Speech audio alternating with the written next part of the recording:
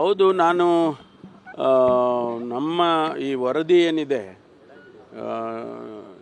ಶ್ರೀ ನಾಗಮೋಹನ್ ದಾಸ್ ಅವರ ವರದಿ ಅವರು ಸರ್ಕಾರಕ್ಕೆ ಕೊಡೋ ಮೊದಲು ನಾವು ಒಂದಿಷ್ಟು ಚರ್ಚೆ ಮಾಡೋಣ. ಇದ್ರ ಬಗ್ಗೆ ಯಾರಿಗೂ ಕೂಡ ಬೇಸರ ಆಗಲಿ ಅಥವಾ ಕನ್ಫ್ಯೂಷನ್ ಆಗಲಿ ಆಗೋದು ಬೇಡ.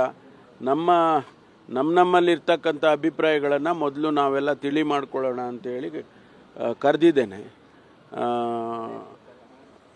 ಅದು ಚರ್ಚೆ ಆದಮೇಲೆ ಗೊತ್ತಾಗುತ್ತೆ ಯಾರ್ಯಾರು ಏನೇನು ಅಭಿಪ್ರಾಯ ಪಡ್ತಾರೆ. ಕಂಪ್ಲೀಟ್ ಆಗಿದೆ ಅಂತ ಹೇಳ್ತಿದ್ದಾರೆ.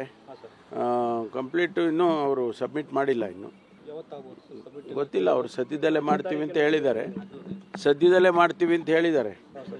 ಹಲವು ಗೊಂದಲ ಆರೋಪಗಳಿತ್ತು ಸರ್ವೆ ಮೇಲೆ, ಅವೆಲ್ಲವೂ ಕೂಡ ಕ್ಲಿಯರ್ ಆಗಿ ಅದು ಅವರು ಕಮಿಷನರಿಗೆ ಬಿಟ್ಟಿದ್ದು. ಅದು ನಮಗೇನು ಸಂಬಂಧ ಇಲ್ಲ. ನಮಗೇನಂತ ಹೇಳಿದ್ರೆ ನಮ್ಮ ಒಳಗಡೆ ಇರ್ತಕ್ಕಂಥ ಏನು ಒಳ ಪಂಗಡಗಳಿದ್ದಾವೆ, ಅದರ ಬಗ್ಗೆ ಚರ್ಚೆ ಮಾಡ್ಕೊಳ್ಳೋದು ಸೂಕ್ತ ಅಂತೇಳಿ ನಾವು ಹಿಂದೆನೂ ಕೂಡ ನಮ್ಮ ಅಫಿಷಿಯಲ್ ರೆಸಿಡೆನ್ಸಲ್ಲೇ ನಾನು ಹಿಂದೆ ಒಂದು ಸಭೆ ಮಾಡಿದ್ದೆ.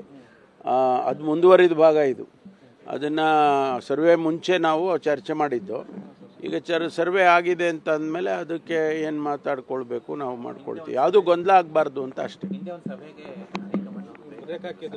ಈ ಸಭೆಗಲ್ಲ, ಅವರು ನಾವು ದೊಡ್ಡ ರ್ಯಾಲಿ ಮಾಡಬೇಕು ಅಂತ ಉದ್ದೇಶ ಇಟ್ಕೊಂಡಿದ್ದು. ಅದಕ್ಕೆ ಅವರು ಸದ್ಯಕ್ಕೆ ಬೇಡ ಅಂತ ಹೇಳಿದರು.